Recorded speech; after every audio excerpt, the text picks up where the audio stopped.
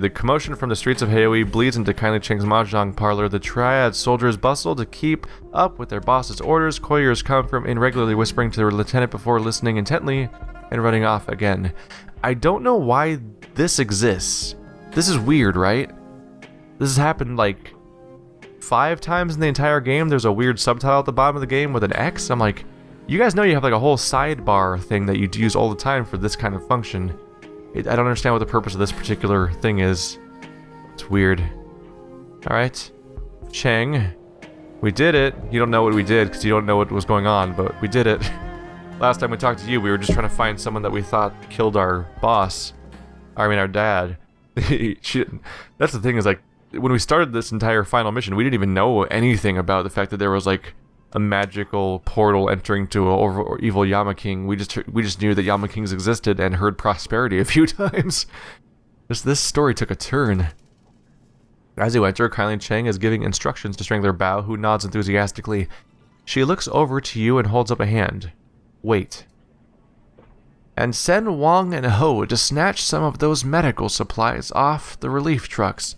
With all the excitement, no one's watching them at all. She nods to herself, grimacing in satisfaction. There'll be a big black market for them over the next few weeks. Good thinking, Mrs. Cheng. Bao lifts a finger to his ear to transmit the orders. When he sees you waiting, he inclines his head a quarter of an inch. Handyman, I figured you were dead. Why'd you figure that? We just had a conversation a second. Okay, whatever. Last I heard, my soldiers had found you and everyone was heading into the walled city. Then things got out of control. She takes a pull of her thin black cigar. Where are my people? What the hell happened? Yeah.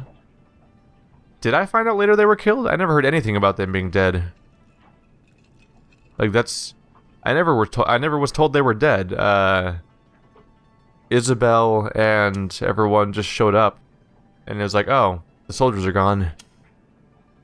We got separated in the walled city. Found out later they were killed. I'm just gonna assume that we were told that on the trip back. Her eyes are a little black buttons. Is that how you treat my resources? Let's see. Please accept my apologies, Mrs. Cheng, sorry. Wrong name. She takes another drag of her cigar, exhales the smoke through her nose. So you do have something to apologize for. I didn't get your men killed, Auntie. She taps her ash on the floor. Well, they knew the risks. They had a shot at moving up and they missed. Forget them. I've got bigger problems. Like customers and tenants streaming out of the walled city, screaming for their lives, like the HKPF and those Sang security shitheels swarming the place. She drops the stub of her cigar in an ashtray. Now, tell me what happened in the walled city. Or do I have to get an acetylene torch and ask nicely?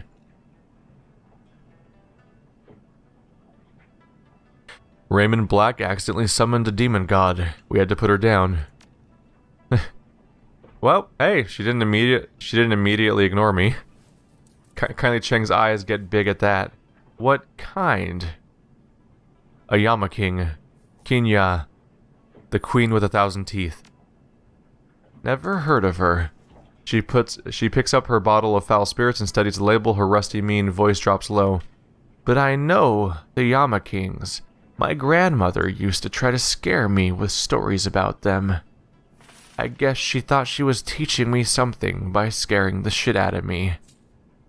She chuckles softly. I remember one Yama specifically.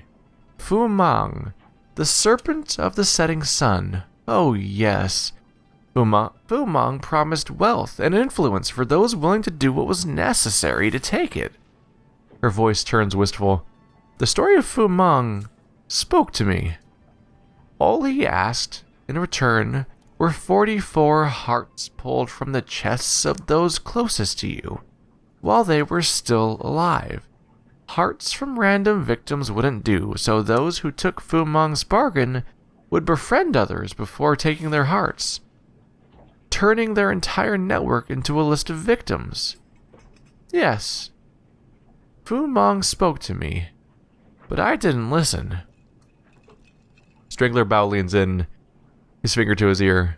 My apologies, Mrs. Cheng, but one of the men you sent with the runners into the walled city is still alive. He stumbled into Wong and Ho as they were pulling medical supplies off a lorry.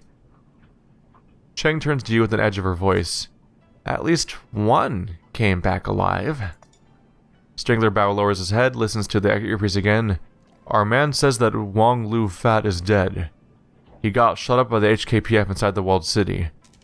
Bao lifts his head, making eye contact with the Triad boss. He's almost salivating with avarice. Our man saw it with his own eyes, Mrs. Cheng. With his own eyes. Is that important? Oh yes, very important. It means I have verification from a trusted man. Wong Lun Fat was my superior in the Yellow Lotus, a 438. Kindly Cheng's black button eyes sparkle with satisfaction born of malice. He was also a pig. Tell our friend Handyman what that means, Mr. Bao.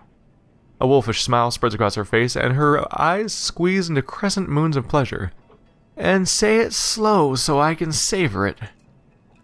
The death of Wong Lung Fat has opened a spot for you to move up, madam. You could be the next 438. Bao smiles, the effect is chilling. The gods help those who seize opportunities. Mr. Bao, put every man we have on this. Spread the word. Kindly Cheng says all debts to the Yellow Lotus are suspended for citizens of the walled city until order is restored, and no interest will compound either. Tell them that I have medical supplies too, and there will be no charge for them until the crisis is over. Things seem to be going your way, Auntie. They do indeed, my sweet. I may not have brought Josephine Sang down, but I've got my career going again. She grabs her bottle and unscrews the cap with her thumb. Your career too, Mr. Bao. You'll be my new straw sandal. Good partners support one another. Bao lowers his head in respect. You have proven that, Mrs. Cheng. This calls for a drink. The soon-to-be 438 pours 2 shots, and the stink of kerosene stabs your nose like switchblade. She hands a glass to Bao, touches it with her own, and holds it there. Your loyalty and clear-headedness has proven immensely valuable, Mr. Bao. You are an effective ally, and I wish to greet you great wealth and good fortune. They down the foul substance with one gulp. It's weird that I'm like weirdly absent from this whole thing. Huh. What if she's trying to, what if there was a twist here and she's actually eliminating Bao? Like, here's a drink, haha. You're dead, poisoned. Handyman, you're my new number 1. What if that happened? What? Looks like you two are moving up in the world. Yes. Yes, and it appears your fortune is changing too, Handyman. She pours herself another drink and leaves it sitting on the table. Remember, you have a mysterious benefactor. One who lifted the APB on you. I like mysterious benefactors. I'm sure you do, especially when they prevent police snipers from inserting a tunnel into your skull. It must be someone powerful. I can't imagine it was Josephine Sang. After all, what would her motivation be? It's gotta be someone else. One of Josephine's enemies in the Executive Council? I'll tap my network. Find out if I can. Kindly Cheng pulls out another thin black cigar. But that's for later. I'm missing an entire piece of your story, my darling. What happened at Prosperity Tower? Did you rescue Raymond Black? Did his mother wipe his memory?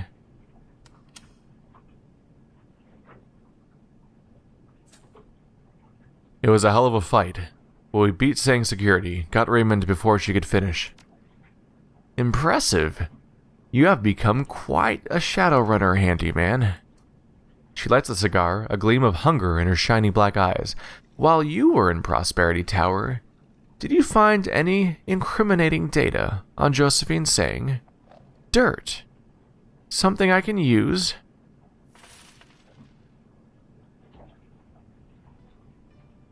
Let's see. So I can just give it to her. I can say something we can use to insert ourselves into the conversation, or I can withhold it and be like, yeah, you're gonna pay us for this, right? Let's just be cooperative here. Toss it the data. We found financial statements that'll get her in deep with the executive council. Enjoy. Kindly barks a laugh and cigar dances in her mouth as she speaks. Now, I can take that dried up old bitch to the mat. I got 5,000 new yen? What? I guess they should just reward me because obviously I did a job, but at this point I'm like, what at this point in an RPG, what do I spend money on? Is the game not over at this point? Maybe it's not, I don't know. The Triad boss pulls out a cred stick and tosses it to you. The number on the data readout is big, more than twice the payout of a single Shadowrun. With this, Josephine Sang's days on the Executive Council are numbered. Bow. It appears that my fortunes have truly changed. She pours 2 more shots from her reeking bottle. Our partnership has become quite enriching, handyman. She raises her glass. To my new #1 Shadowrunner, may our partnership continue to bear fruit.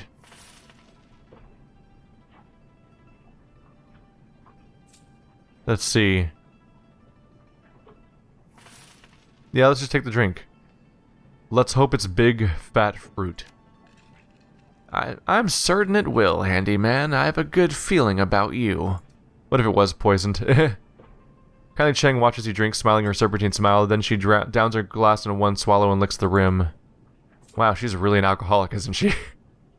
Before I get back to business, I must know. How did you go from rescuing Raymond Black to the walled city vomiting people?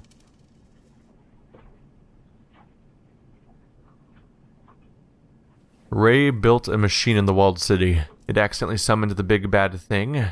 That's when everyone ran. The Triad boss cocks her head, raises her cigar to her lips.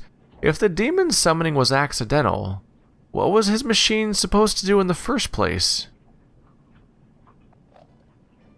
I don't know.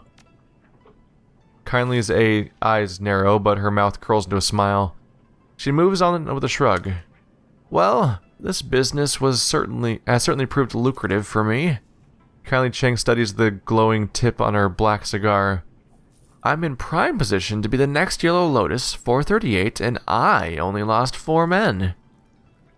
I chose to lie to her because if she finds out it was supposed to create fortune, what if she tries to actually use it again or something? We can't all... I'll just let her gloat. You've made quite a splash since arriving in Hong Kong, handyman. Many Shadowruns completed in a very short time. The reports from our clients are glowing. Mostly.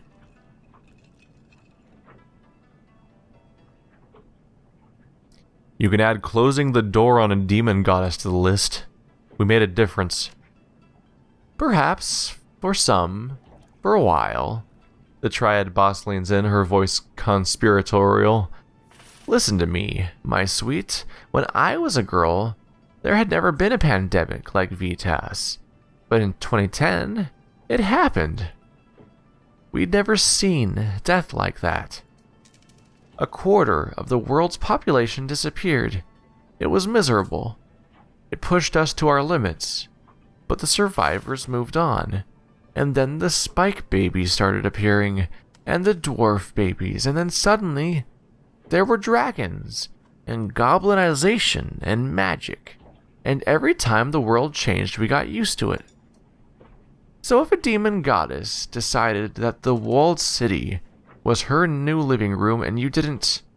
whatever you did, what would have happened? She shrugs, sniffs. Perhaps the news would cover it, until the next sensation pulled their attention away, but after a while, it would be drowned out by all the other crap competing for our attention. And the demon in the walled city would become the new normal. Well, I was there, and I stopped her. Yes, you did. You have made a habit of coming out on top. But let me give you a piece of advice for the future, my sweet. Something Mr. Chang used to tell me. Respect ghosts and gods, but keep away from them. It sounds like you almost lost your ass in the walled city. I think you'd best listen to that. No more demons from now on, Auntie.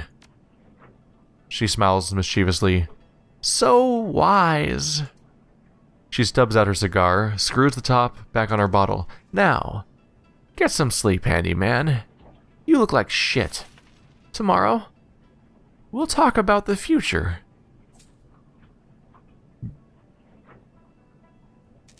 Last time you told me to go to bed, I woke up a Shadowrunner. What happens when I wake up tomorrow? We get back to work, darling. You heard Mr. Bao.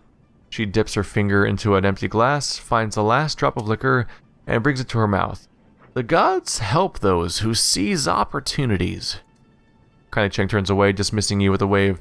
Bao, what's the status of those medical supplies? There we have it, everyone. It's time to go to bed.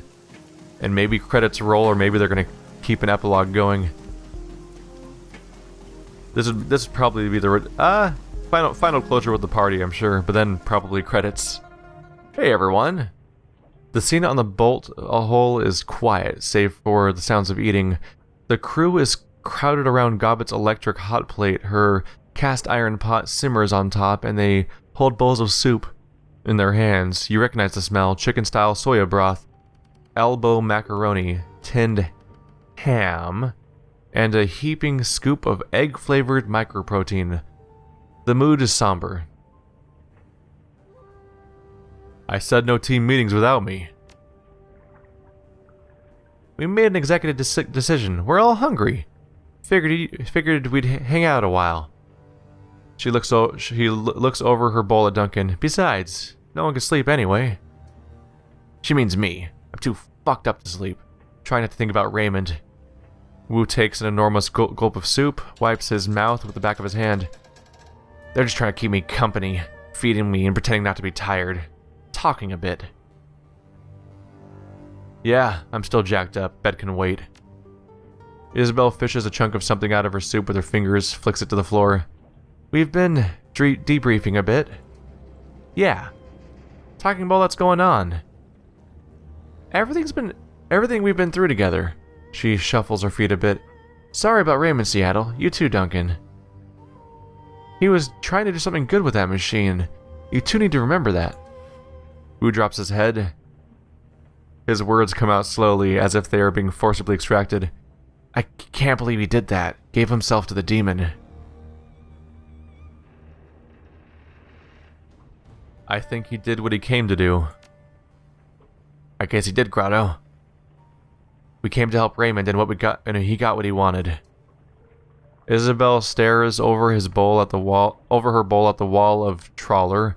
Her voice is soft. Hard to believe we defeated a god. Demon god? Gobbet stirs her soup with her finger. From another plane of existence. Hard to believe that Josephine's saying is going to remain untarnished by this whole thing. Little Decker's face hardens. 20 years of misery. 20 years of suffering. For tens of thousands. Hundreds, maybe. That's the way it is. It's the way the world works. The powerful play their games and the little people pay the price. She'll see justice someday. She has to. Wu stares into the soup, squinting in concentration. But one thing doesn't add up for me. Why was Josephine saying so intent on shutting us down? Why wouldn't she be? You saw what she was responsible for. No, think about it. The HKPF snipers, the plastic-faced man, all of the resources that she poured into capturing Raymond and hunting us down. I mean, she's already covered her tracks with that illegal drug lab explosion, right? Why not just let Ray do his thing, then cover it up afterwards? It doesn't add up. It had to be the fortune engine itself. Yeah, I think you're right. From everything Raymond said, the key was supposed to be the pooling, turning toxic, but I felt something in that room. A flow of positive ki that I didn't expect.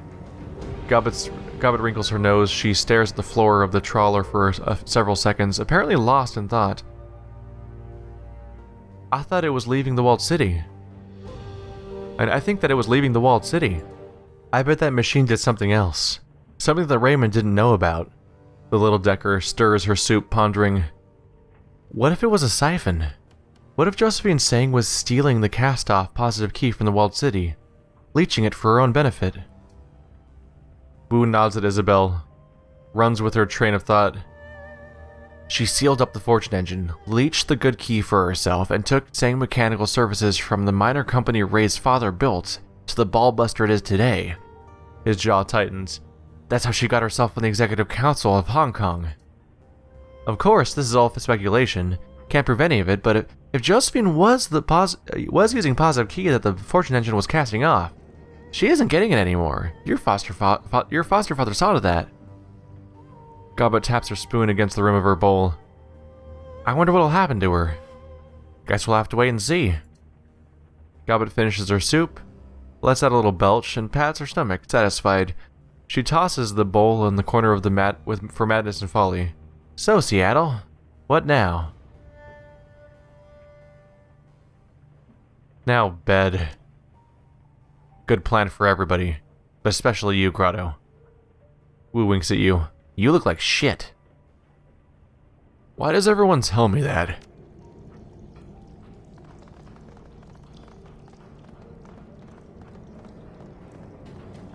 Anything on the mission computer? Kind of curious at this point. Jobs directory. Pending jobs. I assume nothing, right? Shadowland. Can I claim payment? Claim payment for the Red Rock Group project launch schedule? Yeah! $5,000. I did it. Can I post any data? No. I assume not. Be weird to give me any, aside from maybe giving me some continuity. Any BBS? Chlorine gas spill in the WC. For real? That stuff's, wait, no. Just out. Meth factory accident during typhoon kills thousands in walled city. For real? That stuff's terrifying. Check out this newscast out. An accident at an illegal crystalline methamphetamine factory in the walled city slum sickened or killed thousands of people during the passage of Typhoon Usagi. The incident created a mass panic in the tightly confined labyrinth of buildings. The release is presumed to be related to typhoon damage. The hydrogen chloride gas was released from an industrial-scale superlab, which was being operated by the so-called Yellow Lotus organizing crime syndicate. The gas combines with moisture to produce hydrochloric acid, chemically burning the respiratory systems of those who breathe it. Death is typically by asphyxiation. A civil response team from Sang Mechanical Services responded to the event, destroying the factory and providing medical treatment to the survivors. Sang has not yet released an official estimate of casualties. Sang CEO and well-known philanthropist Josephine Sang personally spoke at a press conference. As long as we allow socio-economic conditions to persist that trap millions of people in poverty, these events will continue to occur. The desperate choose paths of social and environmental crime because they have little practical choice. It is our duty as Hong Kongers to ultimately forge a better future for all our residents. We are extraordinarily lucky this incident turned out as well as it did. First on our analysis panel, we go to economic analyst Jonathan Chow. Dr. Chow is trapped at home by storm damage and joins us by audio only. Dr. Chow, are you there? And are you or your family alright? Yes, thank you. We are all fine.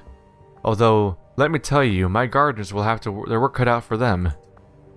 Dr. Chow, getting down to business, what's your assessment on the announcement by Miss Sang? This is typical Josephine Sang antics. She's spending resources and risking lives of a response team trying to help the very people who shelter and patronize this kind of drug production. This week it's methamphetamine lab, next week it'll be a BTL factory solvent spill, next week after that more riots. When do we say enough is enough? Mrs. Zhang should be exercising her fiduciary responsibility to her shareholders, not hand-wringing over people who won't help themselves. The conversations about the entire wrongs topic. Oh well, they'll never get it right. Thread, Stormwake. Breaking news report attached. Blood Meridian. In Usagi's wake comes relief and rebuilding. Today, Hong Kongers begin to assess the damage of Typhoon Usagi. We already know that we were lucky. Heavy rains from the storm's periphery caused minor flooding throughout Hong Kong, mostly due to clogging of overwhelming the runoff control system. This morning, an aerial survey of the mountains has counted at least 100 new active landslides. The Victoria Harbour pump arrays successfully maintained harbor level near normal, despite very heavy runoff. A peak pump operation, the Energy Authority instituted mandatory... Just wrong word there, sorry. At peak pump operation, the Energy Authority instituted mandatory blackouts in 60% of the zone, presenting the most severe test of the pump system in years. Almost no wind damage was reported thanks to moderate winds. 7 corporate citizen fatalities have been reported. Relief operations are underway to assess the impact of the unregistered population. Total unregistered deaths are forecast to be less than 10,000. The Wuxing Environmental Office has issued a citizen advisory warning all ordinary persons to avoid contact with storm-driven mud due to high levels of toxic runoff. The Executive Council has expressed gratitude that Usagi has proven a minor event for most of Hong Kong. However, Security Subcommittee already reports several hundred cases of vandalism, looting, and incursion. We go to Captain Crate, Special Duties Unit, who has just received a unanimous promotion for our valiant work to protect Hong Kong's under-registered citizens during the storm. Unfortunately, Hong Kongers know well the pattern of anarchist and criminal elements using natural disasters as an opportunity for exploitation. Joint Corporate and HKPF Special Duties teams today are fanning out through Hong Kong to bring these criminals to justice. I'm pleased to announce that the Security Commissioner has vowed to swiftly punish crimes which occurred during Usagi's passage. Any such crimes will be persecuted as infractions of both zone security and of human rights. Cases will be tried before a special tribunal. Beyond the Free Enterprise Zone, extreme winds and major flooding are reported along the section of coast where Usagi's center crossed ashore. States of emergency have been declared in Guanghai-zhen, the Sanshou-zhen, Ping-san-zhen megaplex, and numerous coastal communities. There are unconfirmed reports of a major casualty incident on the exclusive island of Shengchuandao. Click on our PDA notifier for breaking news updates on this story, including exclusive casualty footage. Wow, yeah, let's watch footage of all the people dying. Great, brutal. There's a lot hiding between the lines. I'd expect White Prism to be posting on this. White Prism and Amanita are currently whereabouts unknown. They vanished? They're dead? I don't know. Get used to it. Over the next couple of days, we're going to find out a lot of people are missing. Holy hell. No, not holy hell. Typhoon season. Welcome to the coal. No more posts. Yep. No one's going to be talking about what actually happened. And frankly, some of these people may be better off even knowing. Inbox? Nothing there. Alrighty then. Alright, the party's been through a lot. Last chance to get closure with a lot of these people. Let's start with the most distant people and work our way in. Rector. Rector eyes you impassively. He wears an easy smile, but his eyes are as cold and unfeeling as Koshei's censors, who was mysteriously missing earlier. You want to address that, Rector? Well, my friend, quite an evening. We fought and treated with an extra-dimensional being, prevented her from nesting in the walled city, and shut down a machine that was twisting fate itself. A rather impressive list of accomplishments, wouldn't you say? I'll take it. His teeth gleam white. Yes, my friend, yes, of course you will. So what's next for you, Rector? Why, I'll remain here in Hawi, of course. This place is perfect for my needs. I can easily acquire any materials that I might need, and with your help, have acquired a certain level of proficiency at evading the police. This will be the testbed for a future of our species, the birthplace of a new form of life, and I will help usher it into the world. You know how that sounds, right? And you know what I am, what I can do. His smile widens. You will be here beside me when the time comes, yes? Might be, you never know. None of us truly know anything, but I haven't frightened you off yet, and I take that as a good sign. He nods, his pearl-white smile glinting in the dim light. Be well, my friend, and rest while you can. There is more looming on the horizon than you could possibly dream of. I take that for granted. Gaichu, doors closed. Oh, he's still alive. The door closed, and the finality of the situation almost made me think, like, what if it was gone? Or what if he killed himself? Like, what if he just quit after all this? Gaichu is in the process of cleaning his cabin as you enter. Using a small hand broom, he sweeps dust and debris about into small piles. Sensing your arrival, however, he pauses. Handyman. It is not every day that one can say they fought an ancient god and won. The ghoul folds his arms across his chest as a thin smile graces his lips. It is an unbelievable story.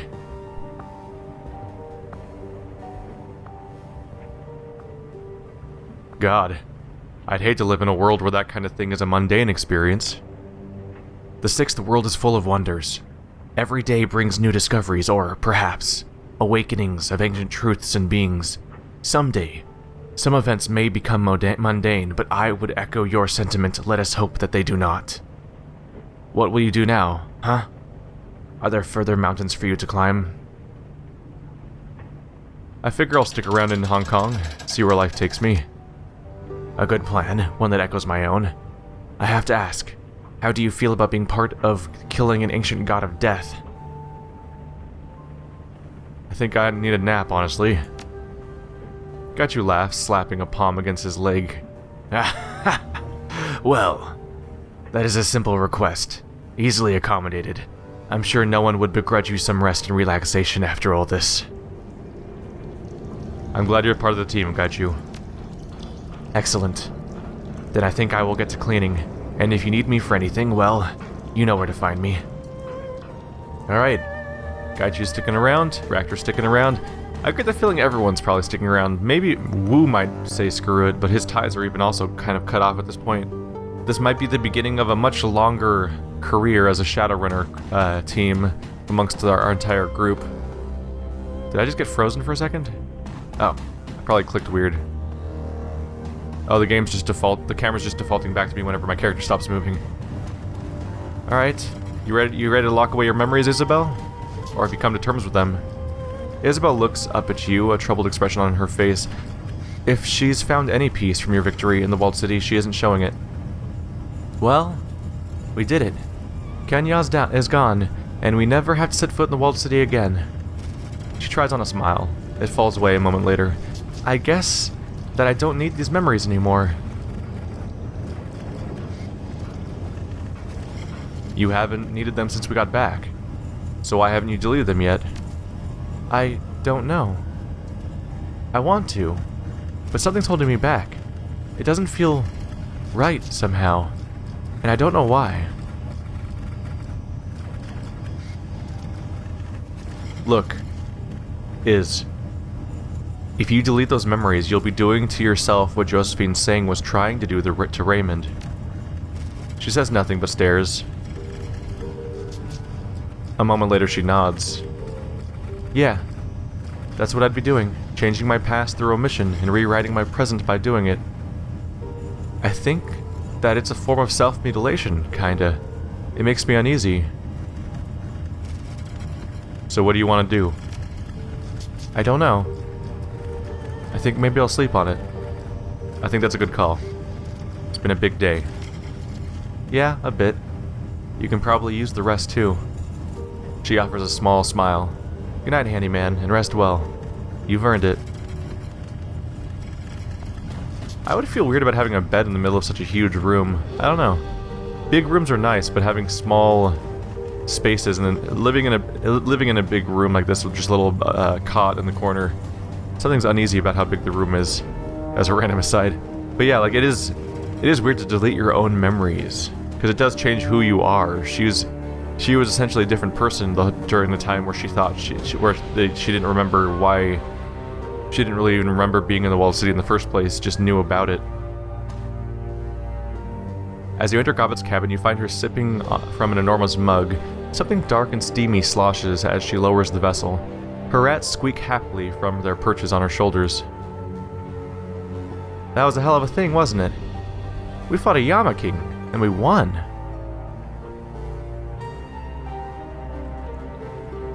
Yeah. And the woman who brought that Yama King here in the first place isn't going to serve a day in prison for it. She waves your comment off. Getting worked up about that is like being angry at gravity. Doesn't matter how pissed off it makes you, it's not going to change.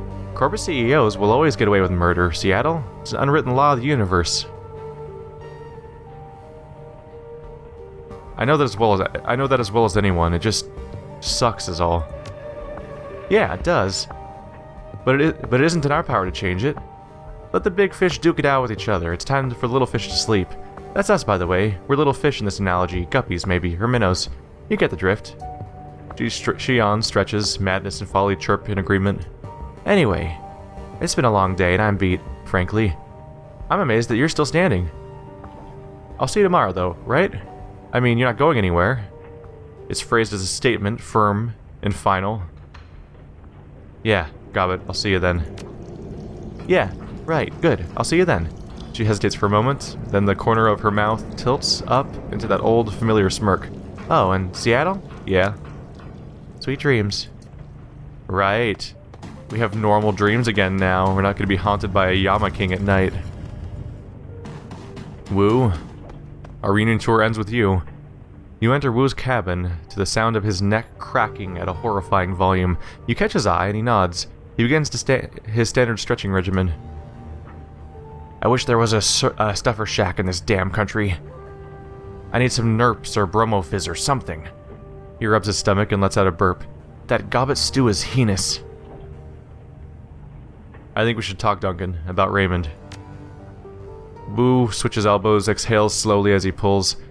Long goddamn day. Feels good to stretch. Yeah, I bet. You doing okay? Wu shrugs, turns his back and begins stretching his legs. Yeah, sure. I took a few hits, but I'll be okay.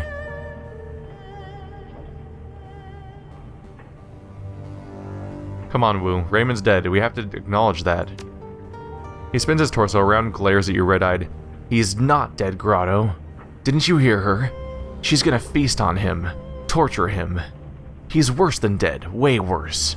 He left us, and now he's gonna be tortured for 1,000 years or some shit.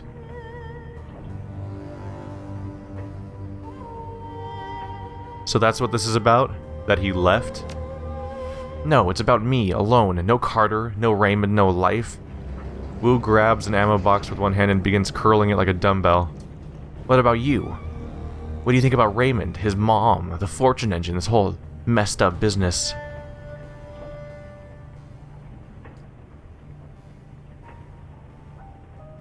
I would say that we got roped into some truly fucked up, foggy bullshit. Ain't that the truth? Wu drops the ammo box on the floor with a crash. Time for bed, Mr. Finch. I think we deserve a good night's sleep. Get out of here. I'll see you in the morning. I genuinely forget that Finch is even part of my character's name. I named my character at the beginning of the episode, Grotto Finch, and then no one uses his name. They call him Handyman, so I forget what his own name is. Alright, I think I've earned this. Your bunk on the trawler lies waiting, patient and seductive. It beckons with the promise of escape. Go to sleep and end the campaign. You drop your head onto the pillow and haul the rough naval blanket over you. The bolt hole rocks like a cradle, and moments later, you are wrapped in the comforting arms of sleep.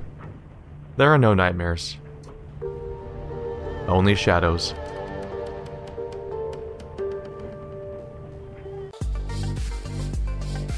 The story of the walled city riot circulates local news networks for nearly a week.